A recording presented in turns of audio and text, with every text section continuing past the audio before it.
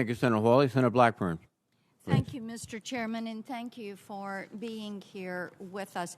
Adding on to what Senator Hawley was saying, I think it is astounding that we are buying 600,000 barrels of oil and gas a day from Russia.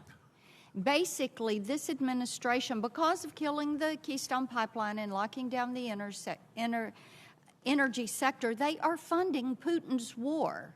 And it is quite astounding to me that DOD does not seem to have a preemptive plan to stop some of this by supporting Russia, by supporting Ukraine in their efforts to thwart what Russia is doing. And my hope is that on a bipartisan basis, you will see more activity to stop Russia from what they are doing in Ukraine. Mr. Zakheim, I want to come to you on the nuclear proliferation issue. Some of the critics of nuclear modernization talk about it being unaffordable and that we have to choose between nuclear and conventional modernization, or between nuclear modernization and addressing sustainment and readiness challenges, which seems to be kind of a false argument, a false premise to work from, so in my opinion. But I'd like to hear from you on that view and what you see would happen if we were to forego nuclear modernization in order to concentrate on just conventional modernization, and how that would deter, what effect that would have on our adversaries. Thank you, Senator. It would be dangerous. Okay. We're seeing it right now with Vladimir Putin going from a conventional conflict and then bringing in nuclear escalation by getting his nuclear forces on high alert. It is also not practical to accomplish our strategic objectives, which I've outlined as prevailing in one conflict. That is to say, a force planning construct where we want a military that can prevail in one conflict, like a China scenario, and then to deter a second Okay, let me jump in. Nuclear weapons help there. Right. Let me jump in right there. Here. Talk about China's intentions and what they are doing as far as their nuclear arsenal and how they are trying to scale up. And if you need to submit that for the record, I would like to get your approach on that.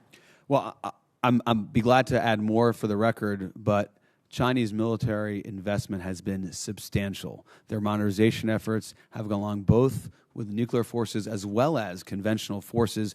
I believe last year was somewhere around 8% growth, and that is year over year over year, and they are not saddled by continuing resolution. Okay, and in that regard, and looking at what I call the axis of evil, Russia, China, Iran, and North Korea, I had pushed to get an amendment through on the NDAA for an NPR and keeping that. So the 2022 nuclear proliferation review, do you think that is going to adequately affect the aggressiveness of China and Russia in their approach in nuclear warheads?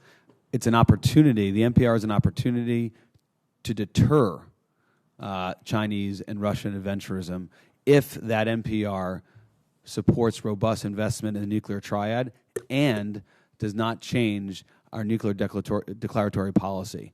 Those are two big ifs. We haven't seen the outcome of that report, and I encourage this committee to continue the oversight to ensure we get the right outcome with the NPR. And then I want to return to something that Senator Rosen was discussing with cyber. And she and I have legislation that would basically have a civilian strike force that would be utilizing talent that exist within our federal system to pull together. And I've been interested to see that Ukraine is using hacktivists and an IT army. And I would like a brief comment from each of you on that regard. And Ms. Connolly, let me come to you first, and then Mr. Zakheim.